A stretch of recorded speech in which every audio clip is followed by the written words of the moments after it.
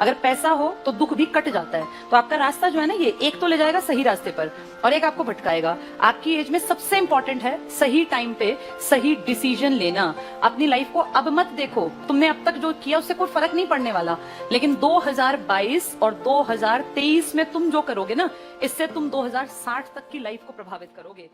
तुम जिस एज में हो ना, ये एज लाइफ की गोल्डन एज है। इसको गोल्डन एज क्यों कहते हैं? क्योंकि इस टाइम में आप में से जिसने मेहनत कर ली वो पूरी लाइफ को बेहतर बना सकता है। ये सबसे बेहतरीन एज है।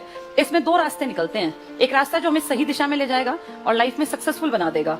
सक्सेसफुल होने के बाद ये होता है कि चांसेस बढ़ जाते हैं कि आपकी लाइफ आसान बन जाएगी। जैसे मान लीजिए कोई नहीं कमाता है तो उसके दुखी रहने के चांसेस बढ़ गए। कोई कमाता है, सुख दुख तो भगवान की देना ही हमारे हाथ में नहीं होते। किसी को बीमारी लग गई है, किसी को कोई दिक्कत आ गई, लेकिन अगर पैसा ना हो और दुख आ जाए तो वो दुख कई हजार गुना बढ़ जाता है। तुमने अब तक जो किया उससे कोई फर्क नहीं पड़ने वाला, लेकिन 2022 और 2023 में तुम जो करोगे ना, इससे तुम 2060 तक की लाइफ को प्रभावित करोगे। अब अगर सही रास्ता नहीं पकड़े तो अगले 40 साल, अभी तुम 20-20 साल के इर्द गिर्द हो, कोई 18 का, कोई 22 का, कोई 21 का, यही एज ग्रुप है तुम्हारा। तो तुम्हें ये बता रही हूँ, तुमसे मेरी एज लगभग डबल है। मेरी एज है 39+।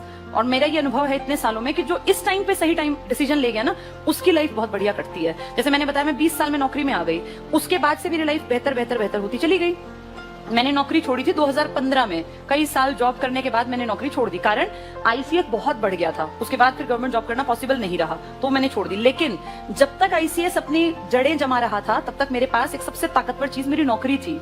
आप जब जिस टाइम पे आप अपना दूसरा काम सोच रहे होते ना करने का, उस टाइम अगर आपके पास पीछे एक बैक है तो आप फ्री रहते हैं। हम इतने सालों तक जो आईसीएस को धीरे धीरे करके बड़ा करते रहे, उसका लॉजिक ही ये था क्योंकि पीछे एक सिक्योरिटी थी, एक सेफ्टी थी कि मेरे पास गवर्नमेंट जॉब है। तो तुम भी अगर जीवन में कुछ बड़ा भी करना चाहो ना, जैसे कई लोगों के सपने बड़े होते हैं, वो सोचते हैं कुछ बड़ा करेंगे, उस बड़े तक पहुंचने के लिए एक प्लेटफॉर्म की जरूरत पड़ती है। एवरेज घर के बच्चे को, किसी को पेंटर बनना है, किसी को गायक बनना है, किसी को डांसर बनना है, कुछ भी कर लो, लेकिन आपके पैर जमीन पर रहने बहुत जरूरी हैं। और हम आम परिवारों में पैर जमीन पर तभी टिके रहते हैं जब हमारे पास कोई काम धंधा होता है। और हमारे लिए सबसे बेस्ट है एक बार गवर्नमेंट जॉब मिल जाए, फिर अपनी मर्जी की लाइफ आप कैसे भी जी सकते हैं।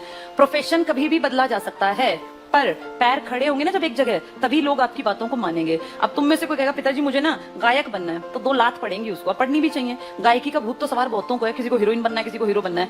ये सब चीजें ना या तो बहुत अमीर घर में पैदा हुए हो तो चलती हैं। एवरेज परिवार में सबसे पहले पैसा कमाना सीखो, फिर उस पैसे को अपने ऊपर लगा दो। मैंने 2015 में जॉब छोड़ी तो मेरे पिताजी डिसीजन मेकर नहीं थे मेरी लाइफ के, लेकिन 2003 में जब मैंने जॉब शुरू की, तब मेरी लाइफ के सारे डिसीजन मेरे फादर लिया करते थे। जिस दिन से मुझे नौकरी मिल गई, उस दिन से अपनी लाइफ के डिसीजन मेकर मैं बन गई। ये तुम्हारे साथ भी होगा। अभी तुम्हारे जीवन के सारे निर्णय घर परिवार वाले लेते हैं, और लेने भी चाहिए क्योंकि तुम उतने डेवलप नहीं हो।